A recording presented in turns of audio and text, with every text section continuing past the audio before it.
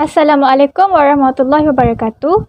Kami kumpulan 3, Siti Syazana Sanusi, Siti Nur Afiqah dan Said Arifuddin akan membentangkan tentang isu-isu sempadan negara.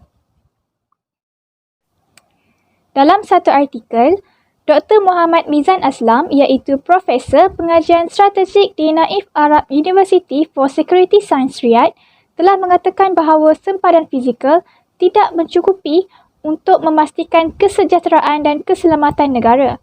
Beliau juga berkata bahawa semakin lama semakin banyak kes sempadan akan masuk dalam senarai laporan keselamatan negara. Dan isu sempadan negara di Malaysia makin meruncing dari hari ke hari. Isu ini sering dikaitkan dengan isu penyelundupan barang terlarang seperti dadah, rokok dan senjata api. Namun, isu ini bukan terhad kepada isu penyelundupan sahaja, tapi terdapat juga isu-isu lain yang boleh dikategorikan di bawah isu sempadan negara. Baiklah, kita bergerak kepada isu sempadan yang pertama antara negara Kuwait dan negara Iraq pada tahun 1990. Isu sempadan ini berlaku atas 4 punca utama. Yang pertama, perselisihan untuk mendapatkan hak kuasa negara Iraq ke atas negara Kuwait, kepentingan keselamatan negara Iraq, isu minyak dunia dan juga keyakinan negara Iraq akan kekuatan ketenteraannya. Namun, jika kita pergi dengan lebih teliti, sebenarnya isu sempadan ini berlaku kerana negara Iraq ingin menguasai Pulau Bubiyan dan Pulau Warba, hak milik negara Kuwait. Dan negara Iraq juga berasa dingin dengan negara Kuwait kerana negara Kuwait enggan menghalalkan hutang yang diberikan kepada negara Iraq sewaktu perang Iraq-Iran.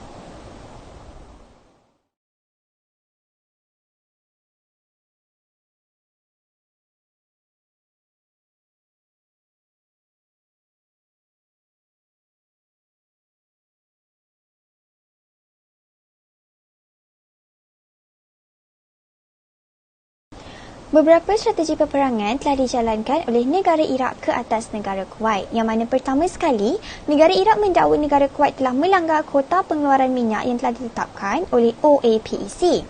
Yang kedua, pada 24 Julai 1990, dua division dan kereta kebal hak milik negara Iraq telah bersedia di sempadan negara Kuwait dan penyerangan telah dijalankan ke atas negara Kuwait pada 2 Ogos 1990. Penyerangan ini telah menyebabkan pembunuhan sejumlah besar penduduk negara Kuwait dan terdapat juga segelintir penduduk negara Kuwait yang ditahan. Dan akhir sekali, negara Iraq mendakwa negara Kuwait mencuri telaga hak milik mereka di Rumaila. Pada ketika ini, negara Iraq dikenali sebagai negara kedua yang memegang minyak terbesar di dunia. Jadinya mereka menggunakan kelebihan yang dimiliki oleh mereka untuk dijadikan kelemahan oleh negara lain.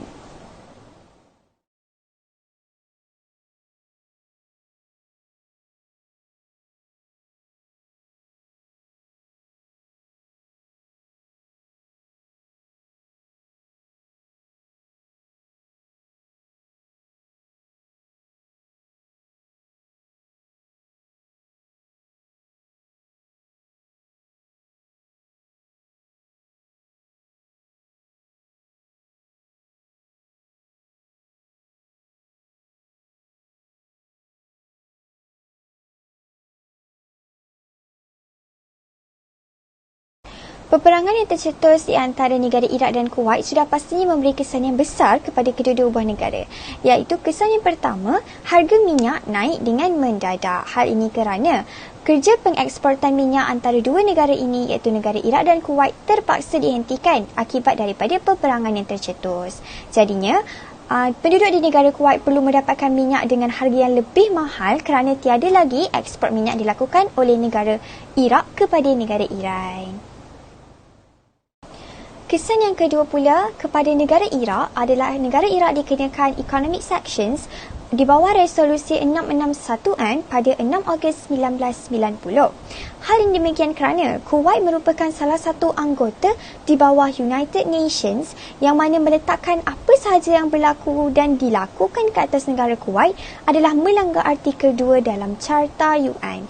Jadinya di sini economic sanctions bermaksud negara Iraq perlu menyelesaikan apa sahaja hutang yang dimiliki ke atas negara Kuwait dengan serta-merta. Selain itu, negara Iraq juga dikenakan Resolusi 687 pada April 1991. Resolusi ini adalah di mana negara Iraq perlu menjelaskan segala stok senjata, segala penghasilan persenjataan, segala fasiliti ketenteraan dalam masa 15 hari. Dan seterusnya, mereka perlu menghapuskan serta menghentikan dengan serta-merta penghasilan persenjataan di bawah pantauan pihak UN. Kesan keempat iaitu kesan terbesar yang berlaku daripada isu sempadan ini adalah tercetusnya Perang Teluk Pertama iaitu Perang Teluk 1990 dan 1991.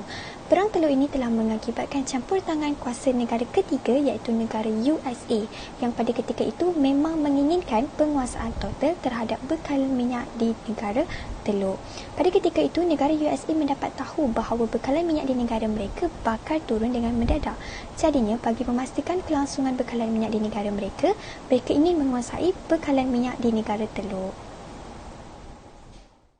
Baiklah, kita lihat pula kepada beberapa strategi penyerangan yang telah dijalankan oleh negara USA ke atas negara Iraq. Pertama sekali, negara USA telah melancarkan bom hampir setiap minggu ke atas negara Iraq bermula 16 Januari hingga 27 Februari 1991. Yang kedua, negara UK dan negara Britain telah melancarkan Desert Fox ke atas negara Iraq, di mana segala infrastruktur yang baru sahaja dibina semula kembali musnah pada Disember 1998.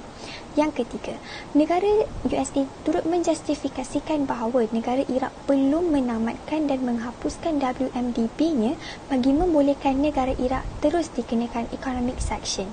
Dan yang terakhir, negara UK dan negara USA telah mengharamkan negara Iraq daripada menerima sebarang bekalan makanan, bekalan sumber air bersih dan juga penjagaan kesihatan yang sewajarnya.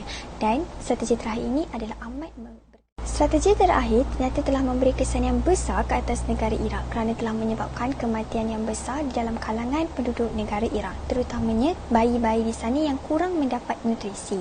Sehingga di sini dapat kita simpulkan bahawa Perang Teluk yang tercetus tidak memberikan keuntungan kepada negara Iraq, malahan telah menjatuhkan negara Iraq sebagai sebuah negara yang merdeka di bawah pimpinan rejim Saddam.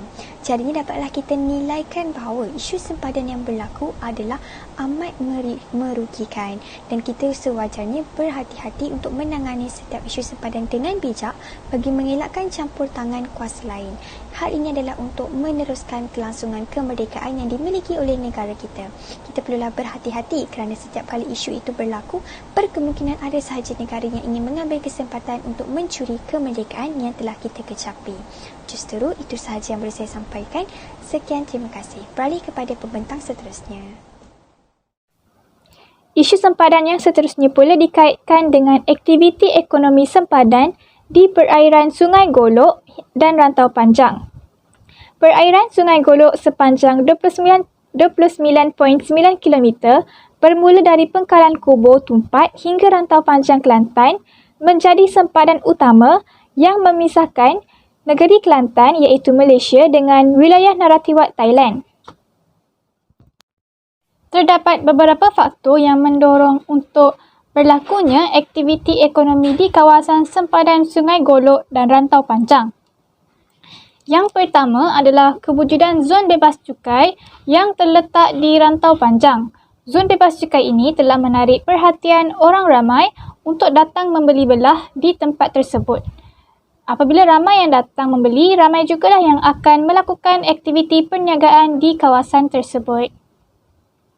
Seterusnya, faktor hubungan kekeluargaan atau persaudaraan antara penduduk Pekan Sungai Golok dan penduduk tempatan Rantau Panjang.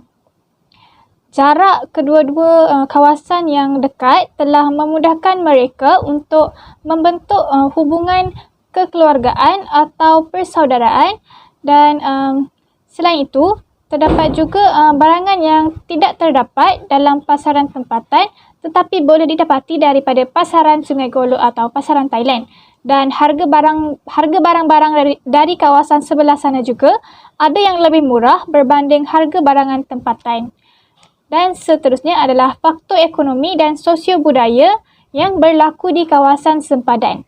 Terdapat penempatan di kawasan sempadan tersebut dan penduduk di sana menggunakan sempadan sebagai laluan untuk aktiviti harian mereka.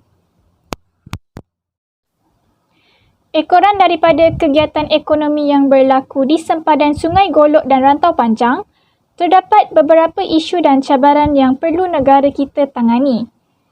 Kedudukan Rantau Panjang yang hanya bersempadan dengan Sungai Golok Thailand telah memberi impak negatif kepada negara. Hal ini kerana kebanyakan barang yang dibawa keluar atau masuk ke dalam negara dilakukan secara tidak sah. Isu ini juga dikenali sebagai isu penyeludupan dan walaupun sudah banyak pertubuhan berkanun atau badan-badan berkanun yang diwujudkan untuk menangani isu tersebut, isu ini tetap tidak dapat diatasi dengan berkesan.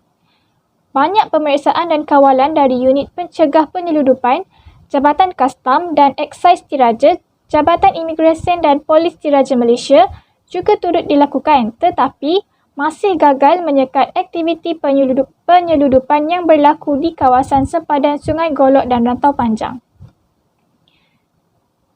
Faktor kawasan sempadan antara Pekan Sungai Golok dan Rantau Panjang merupakan salah satu penggerak yang penting bagi perkembangan ekonomi di kawasan Pekan Rantau Panjang. Ini adalah kerana kemasukan barangan dari negara Thailand secara seluduk yang dibawa masuk melalui perairan Sungai Golok telah dieksploitasi oleh penyeludup profesional dan kesannya berlaku pengembangan wilayah di kawasan sempadan tersebut. Dan terwujudlah peluang pekerjaan dan sumber pendapatan khususnya di kawasan penempatan berhampiran dengan sempadan Sungai Golok dan Rantau Panjang. Keluasan Sungai Golok yang sempit itu juga telah meningkatkan lagi aktiviti penyeludupan. Penyeludup dapat melintas sempadan negara dengan mudah kerana ia hanya dipisahkan oleh Sungai Golok yang sempit. Hal ini juga memudahkan para penyeludup untuk membawa masuk dan keluar barang-barang secara besar-besaran. Para penyeludup atau penduduk di sekitar kawasan sempadan itu juga dapat meloloskan diri daripada pemantauan pihak berkuasa dengan mudah. Isu yang seterusnya pula adalah terdapat lebih daripada 130 pangkalan haram yang digunakan sebagai laluan masuk dan keluar para penyeludup. Pangkalan-pangkalan ini adalah tempat mereka menyeludup masuk atau keluar barang-barang tersebut ke negara kita. Dan kewujudan pangkalan yang begitu banyak di sepanjang Sungai Golok adalah bertujuan untuk mengaburi mata pihak berkuasa dan memudahkan penyeludup untuk membawa masuk dan keluar barangan melalui Sungai Golok. Isu penyeludupan di Sungai Golok juga sangat sukar ditangani kerana kebanyakan barang penyeludupan adalah barang-barang keperluan harian yang menjadi permintaan tinggi oleh penduduk-penduduk di kawasan tersebut. Antaranya adalah penyeludupan barang dapur seperti gula, minyak masak dan beras. Kegagalan pihak kerajaan untuk membekalkan stok barang-barang keperluan seperti ini secukupnya di kawasan tersebut telah mendorong aktiviti penyeludupan barang-barang tersebut di sempadan Thailand. Dan penyeludupan barang berlaku sama ada dalam kuantiti yang kecil atau besar. Penyeludupan masuk dalam kuantiti yang kecil selalunya dilakukan oleh penduduk sendiri. Misalnya 10 kg beras biasanya untuk kegunaan harian. Penduduk yang tinggal berdekatan sempadan sememangnya lebih gemar menggunakan beras yam sebagai makanan ruji mereka. Mereka lebih suka beras yam berbanding beras tempatan. Selain itu, terdapat bentuk penyeludupan yang bersaiz besar. Penyeludupan ini menggunakan sindiket dan sememangnya bertujuan untuk perniagaan dan mencari keuntungan yang tinggi serta mereka ingin mengelak daripada membayar cukai. Penyeludupan keluar barangan bersubsidi seperti gula dan minyak masak berskala besar boleh merugikan negara. Penyeludupan masuk barangan seperti beras dan pakaian berjenama pakaian berjenama tiruan akan menjejaskan perkembangan industri tempatan dan bakal memberi impak yang negatif terhadap industri tempatan. Risiko ini seterusnya akan menjejaskan kestabilan ekonomi negara sekiranya tidak dipantau secara menyeluruh dan diambil tindakan dengan serius. Seterusnya pula adalah walaupun sudah era 20-an sekarang, bagi penduduk di sekitar Rantau Panjang dan Pekan Sungai Golok masih lagi merupakan laluan utama untuk mereka menjalankan aktiviti seharian. Ini kerana struktur geografinya yang strategik, kerana jarak yang lebih dekat untuk mereka berhubung antara satu sama lain. Dan bagi penduduk di sekitar kawasan tersebut, tidak menjadi satu kesalahan bagi mereka menjalankan aktiviti urus niaga walaupun barangan yang dibawa masuk dan keluar tidak melalui pemeriksaan yang sah oleh pihak kastam dan imigresen. Dan kebanyakan penduduk di sempadan Thailand menerima pendidikan di sekolah-sekolah di kawasan sekitar Sungai Golok. Kawasan ini menjadi pilihan penduduk sempadan Thailand kerana sistem persekolahannya yang memenuhi kehendak mereka yang lebih meminati pendidikan berteraskan agama Islam. Jarak persekolahan yang dekat dengan menaiki sampan menyusuri Sungai Golok juga telah menyebabkan ia menjadi laluan utama bagi pelajar-pelajar untuk ke sekolah berbanding laluan menggunakan jambatan yang agak jauh serta perlu memenuhi prosedur-prosedur tertentu. Maka tak hairanlah kalau penduduk sebelah Thailand menjadikan sungai tersebut sebagai laluan utama mereka. Cabaran lain yang perlu dihadapi oleh pihak penguasaan juga adalah mereka tidak dapat mengenal pasti beberapa kes yang sama ada ia merupakan kes penyeludupan atau sebaliknya. Contohnya dalam kes penyeludupan lembu yang dibawa masuk melalui Sungai Golok tidak dapat dikenal pasti sama ada ianya diseludup atau sebaliknya. Kerana tiada perbezaan antara lembu Malaysia dan lembu Thailand, dan setiap lembu seludup yang naik ke tebing sungai akan dianggap sebagai lembu Malaysia. Jadi untuk menangani isu tersebut, pihak berkuasa telah menetapkan untuk penduduk tempatan melalui proses pendaftaran lembu. Proses pendaftaran ini diserahkan di bawah tanggungjawab penghulu tempatan, dan penghulu ditugaskan untuk menjalankan proses pendaftaran lembu tempatan dengan meletakkan cop bernombor pada lembu tersebut. Dengan usaha ini, hanya lembu-lembu yang mempunyai cop bernombor pada kulit lembu sahaja yang yang dikira sebagai lembu tempatan. Walau bagaimanapun, kes penyeludupan lembu tetap tidak dapat ditangani dengan berkesan kerana terdapat sebilangan penghulu yang tidak amanah semasa mendaftarkan lembu-lembu yang diseludup dari Thailand.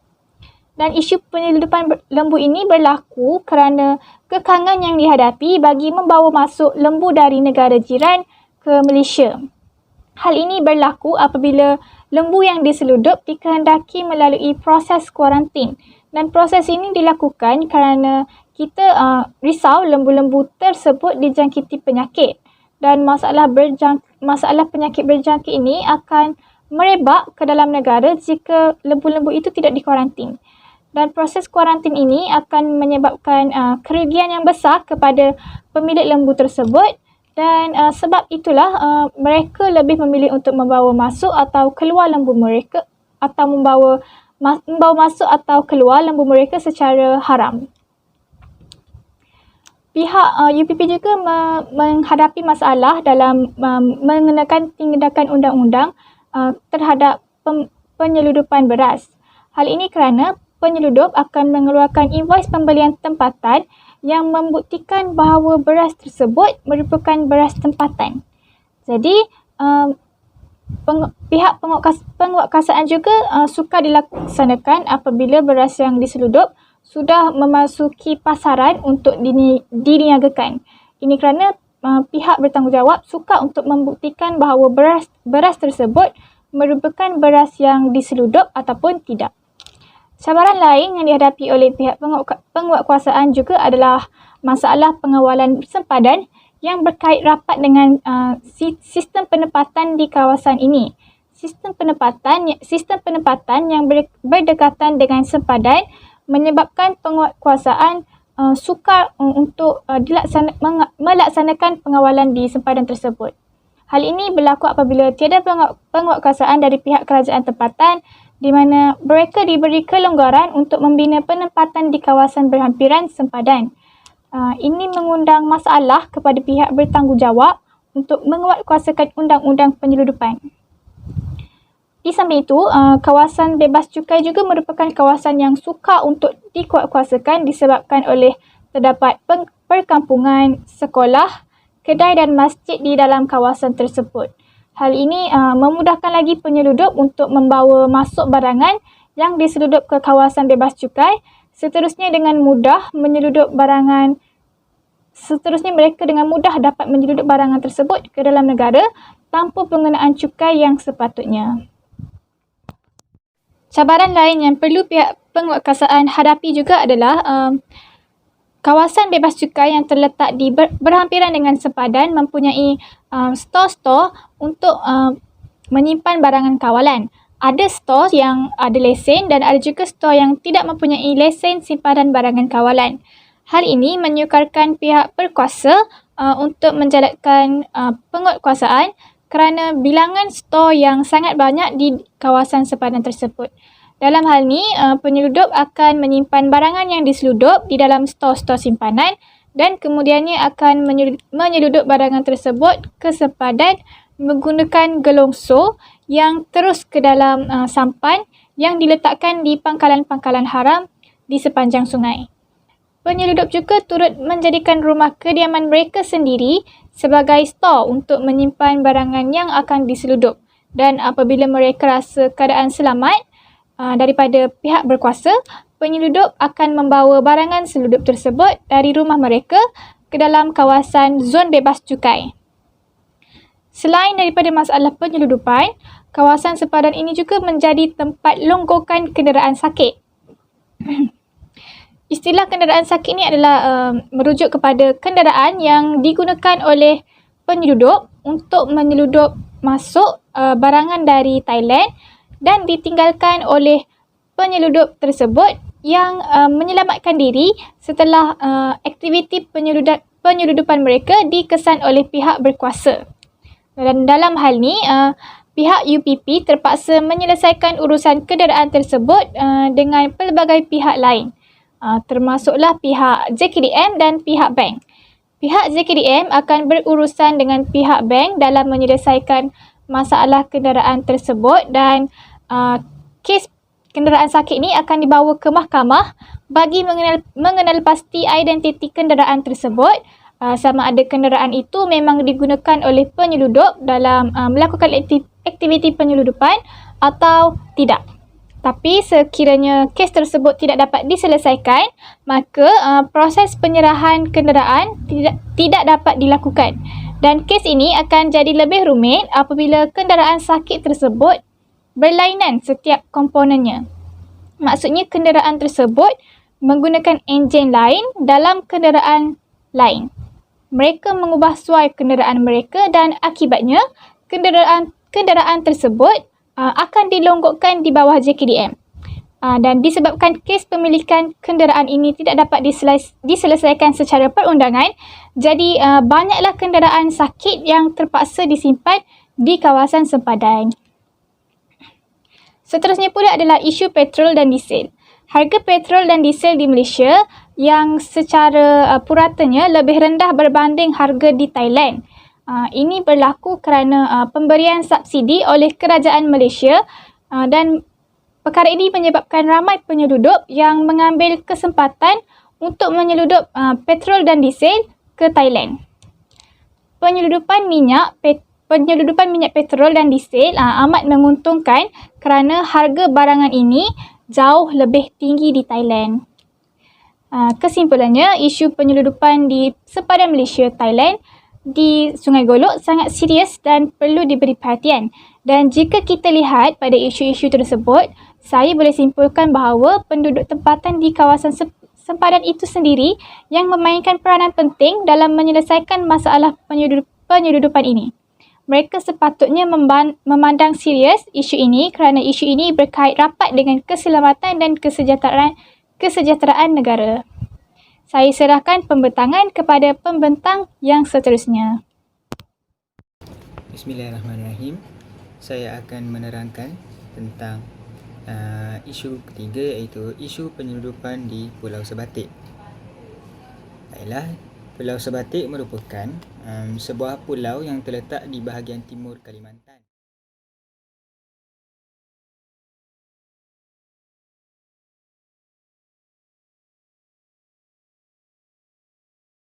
Baiklah, seterusnya mari kita beralih kepada punca-punca berlakunya penyeludupan di Pulau Sebatik. Kenapa berlakunya penyeludupan di Pulau Sebatik? Salah satu punca penyeludupan di Pulau Sebatik ialah kekurangan kawalan keselamatan. Kawalan keselamatan di Pulau Sebatik ini sepertinya dipandang ringan oleh pihak kerajaan Malaysia. Ini adalah kerana kerajaan Malaysia hanya mengarahkan penempatan pasukan gerakan AM atau dikenali sebagai PGA sahaja, iaitu PGA sahaja ditempatkan bagi kawalan keselamatan secara menyeluruh. Hal ini demikian menunjukkan bahawa faktor keselamatan di sempadan Pulau Sebatik ini hanya diambil enteng oleh kerajaan negara kita. Lebih-lebih lagi, dengan keadaan sekarang yang mempunyai bilangan insiden atau konflik yang berkurangan, terdapat juga kemungkinan bahawa penempatan pasukan PGA oleh kerajaan Malaysia hanyalah sebagai untuk mencukupkan syarat atau mencukupkan kuota sahaja, kerana apabila mereka diserang oleh ancaman musuh, mereka berkemungkinan besar tidak akan bersedia secara sepenuhnya untuk menghadapi ancaman mereka, tidak kira daripada dalam maupun luar negara. Baiklah, punca yang seterusnya adalah disebabkan oleh musuh negara nombor 1, iaitu rasuah. Penerimaan rasuah yang tidak dibendung akan memberikan kesan yang buruk kepada mana-mana negara. Jadi, dalam konteks isu sempadan di Pulau Sebatik, tinjauan oleh Suruhanjaya Pencegahan Rasuah Malaysia atau dikenali sebagai SPRM jarang dilakukan di kawasan tersebut. Hal ini menyebabkan penjawat awam mudah menerima rasuah demi memberikan kelonggaran di sempadan negara kepada para penyelundup. Contoh kes rasuah yang telah dijumpai di kawasan Pulau Sebatik ialah salah sebuah bot milik Agensi Keselamatan Malaysia tidak dapat beroperasi kerana kehabisan minyak. Ini kerana ada segelintir anak kapal dan anggota agensi tersebut. Mereka telah menjual minyak kepada pihak luar sekaligus membahayakan keselamatan negara.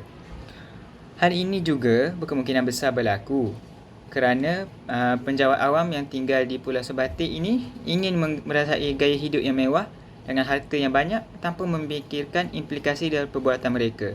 Kesannya, mereka merisikokan keselamatan negara dan juga reputasi negara.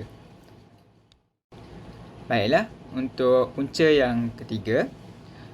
Punca yang seterusnya ialah bilangan laluan tikus yang sangat banyak di kawasan Pulau Sebatik. Lebih-lebih lagi, penyeludup dapat menyelundup barang melepasi sempadan negara untuk ke Bandar Tawau di Sabah dengan mengambil masa hanya 20 hingga 30 minit menggunakan kenderaan bot laju. Tambahan pula, terdapat juga laluan tikus di darat yang tidak dikawal ataupun tidak diketahui langsung oleh pihak berkuasa. Ini membolehkan sindiket penyelundupan untuk menjalankan kerja mereka dengan lebih mudah. Jadi mereka dapat menyelundup barang-barang larangan dengan sangat mudah dan bebas cukai. Baiklah, mari kita teruskan kepada isu-isu penyeludupan di sempadan Malaysia Indonesia di Pulau Sebatik yang telah berlaku. Antara isu-isu tersebut adalah penyeludupan dadah, penyeludupan senjata dan pengganas serta penyeludupan pendatang asing. Antara barang-barang terlarang yang menjadi kebiasaan untuk diseludup di kawasan sempadan Malaysia dan Indonesia di Pulau Sebatik ialah dadah. Untuk makluman, 90% dadah buatan Malaysia akan diedarkan ke Indonesia, manakala hanya 10% sahaja bagi yang sebaliknya. Perkara yang demikian sudah tentunya akan menimbulkan kebimbangan pelbagai pihak. Dadah yang hendak diseludup akan disembunyikan dalam bagasi, badan manusia dan juga menggunakan perkhidmatan kurier seperti kes di Pulau Sebatik. Kompleks Customs, Immigration dan Quarantine atau ICQ di Tawau adalah salah satu laluan bagi penyeludupan dadah masuk dan keluar negara. Selain itu, Sir Haji Kuning Sungai Haji Kuning juga merupakan salah satu pusat transit utama bagi sindiket dadah. Ini adalah kerana ketiadaan pasukan keselamatan di kawasan tersebut. Justeru, perkara ini sangatlah membimbangkan dan mengecewakan kerana sikap acuh dan tak acuh kerajaan Malaysia untuk mengawal keselamatan perairan mahupun daratan di sempatan negara. Hal ini akan membahayakan rakyat Malaysia serta menjurus kepada kes penggunaan dadah yang tinggi di Malaysia. Jika kes sebegini tidak dibendung, maka reputasi Malaysia di peringkat antarabangsa akan terjejas. Apa izin? Isu yang seterusnya ialah tentang penyeludupan senjata terlarang dan pengganas. Isu tersebut mula timbul apabila munculnya Jemaah Islamiah JI di Indonesia, di mana tertubuhnya kumpulan radikal Islam seperti Laskar Jihad dan Laskar Mujahidin kerana pergolakan etnik dan agama di Poso dan Ambon, Sulawesi Tengah, Indonesia. Oleh itu, Pulau Sebatik telah menjadi pusat transit bagi senjata terlarang kerana betapa mudahnya penyeludupan dapat dilakukan di sekitar Pulau Sebatik. Maka dapat disimpulkan di sini bahawa kesuaian kerajaan negara akan menyebabkan nyawa rakyat-rakyatnya terancam serta merisikokan keamanan dan kedaulatan negara. Maka, kerajaan-kerajaan perlu bekerjasama untuk membanteras perkara penyeludupan ini. Akhir sekali, ialah isu pemerdagangan manusia atau isu penyeludupan pendatang asing tanpa izin. Di sempadan Pulau Sebatik yang dikongsi oleh Malaysia dan Indonesia, juga berlakunya sindiket ini. Tawau merupakan salah satu pintu masuk bagi tenaga kerja Indonesia atau TKI dari Indonesia. Bagi TKI, kemasukan mereka adalah secara sah kerana mereka melalui ejen-ejen syarikat yang mewakili mereka. Sebaliknya, pendatang asing tanpa izin juga mengambil kesempatan untuk masuk ke Malaysia tanpa dokumen yang sah dari Pulau Sebatik ke Tawau. Mereka menggunakan jaringan dan rangkaian kenalan untuk datang ke Malaysia secara haram. Perkara ini menyebabkan proses mereka untuk menceroboh negara lain menjadi lebih mudah. Contohnya, parti atau pendatang asing tanpa izin yang mempunyai saudara di Sabah akan bekerjasama bagi membantu kemasukan mereka ke Malaysia.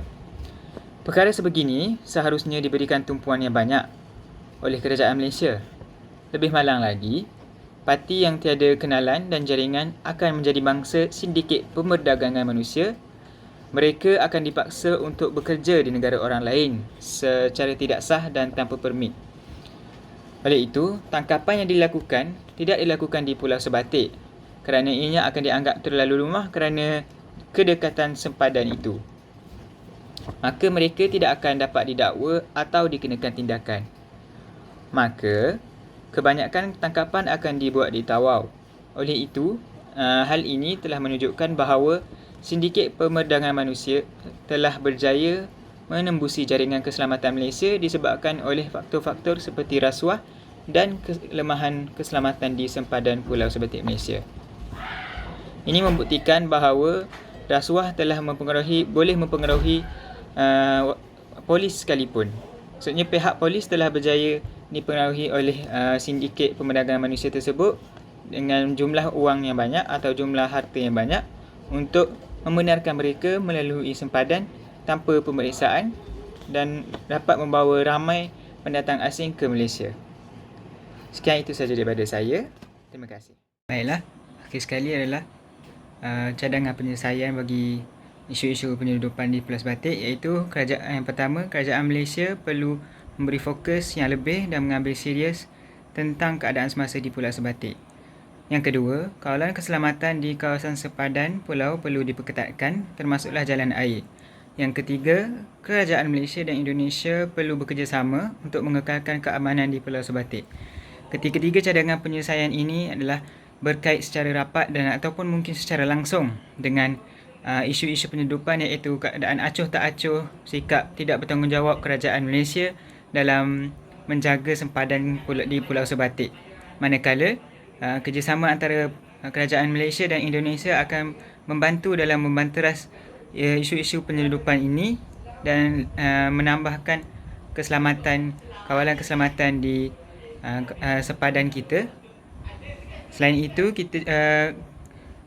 kerajaan Malaysia juga boleh meletakkan bot polis ataupun bot laju di kawasan-kawasan yang telah dikenali sebagai kawasan penyeludupan atau laluan tikus, supaya mereka dapat membanteras penyelundup perdagangan manusia, pengganas dan sebagainya. Ini adalah supaya untuk dapat menjaga reputasi negara kita di peringkat antarabangsa dan juga untuk memastikan tiada rakyat Malaysia nyawanya yang terancam. Oleh itu, sekian, terima kasih. Ini adalah senarai rujukan untuk kumpulan kami. Terima kasih. Assalamualaikum warahmatullahi wabarakatuh.